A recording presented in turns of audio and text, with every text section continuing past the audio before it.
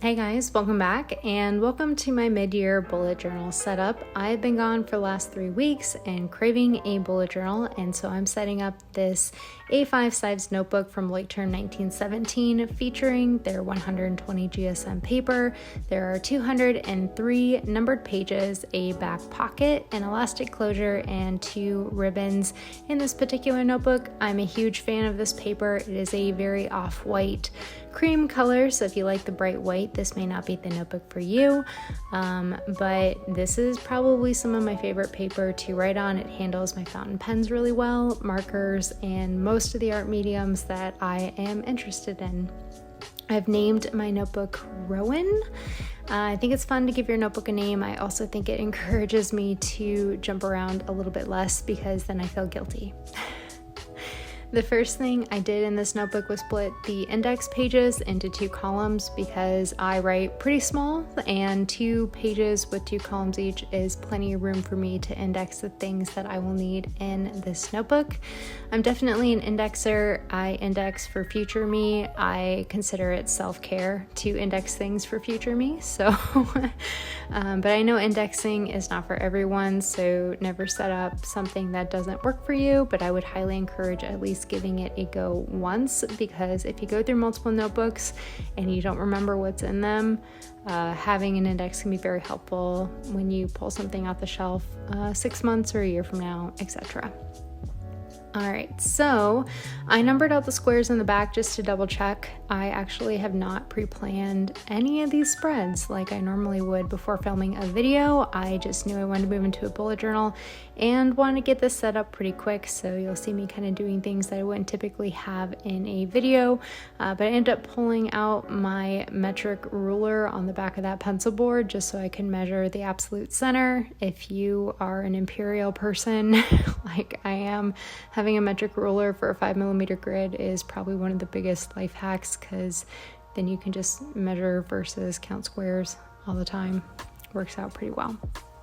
Okay, so the first spread I'm setting up is my future log. I'm doing all my titles with this purple ink. This is Sailor Iroshizuku Harahara. I just got that ink recently. It matches my Sailor Pro Gear Slim. That's the Winter Rain edition. I got both of mine from Goulet Pens.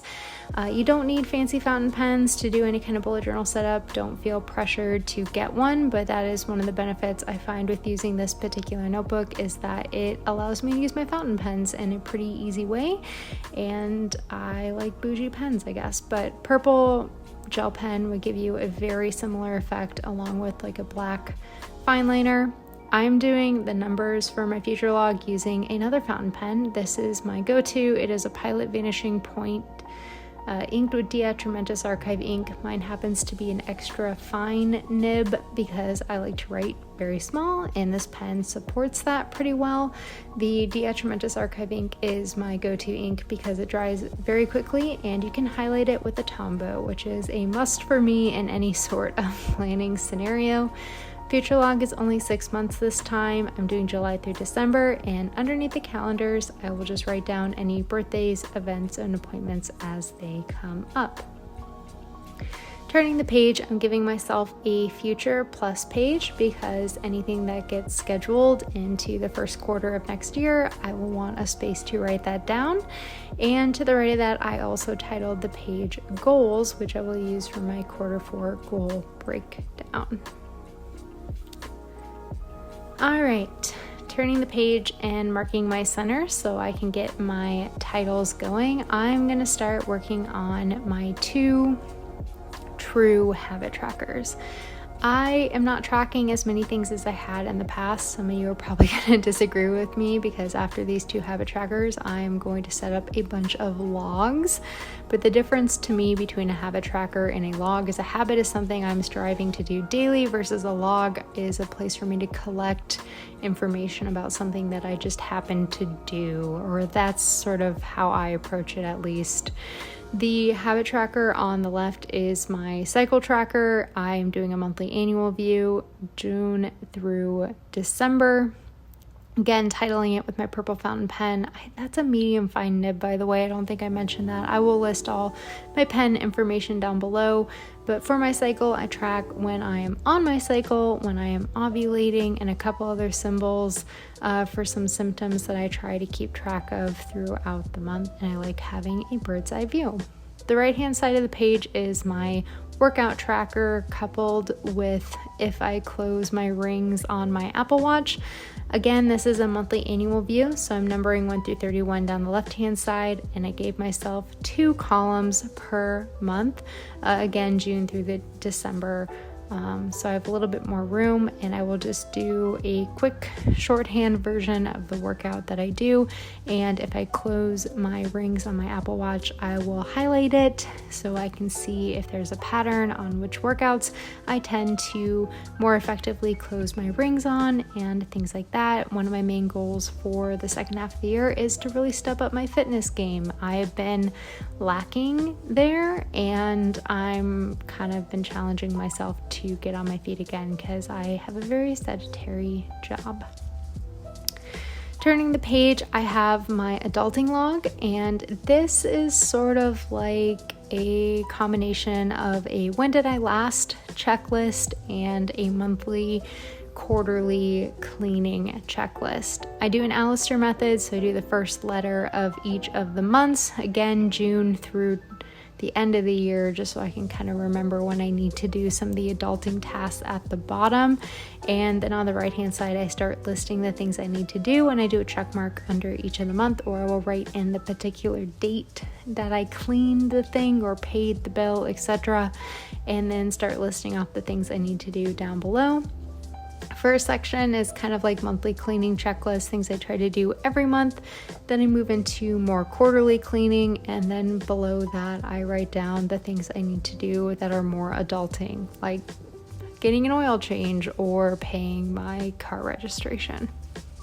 From there, I'm setting up my finance spread, and I do all my finances digitally for the most part. So this is just sort of a monthly snapshot where I put together our total income, total saved, total invested, and total expenditure for the month, so I can reference it when we have calls with our financial advisor. Left hand side, I just drew a column, and that is where I will write down the date and anytime we do any investing, because it helps me do a reality check when I'm waiting for tax documents at the end of the year, if we did any withdrawals and I'm expecting a document, or if we just did deposits, etc., and what I kind of need there. I do have that set up for the full year because I think it's just going to be more functional to transfer it all from my previous notebook, so I've got one spread to reference at the end of 2022.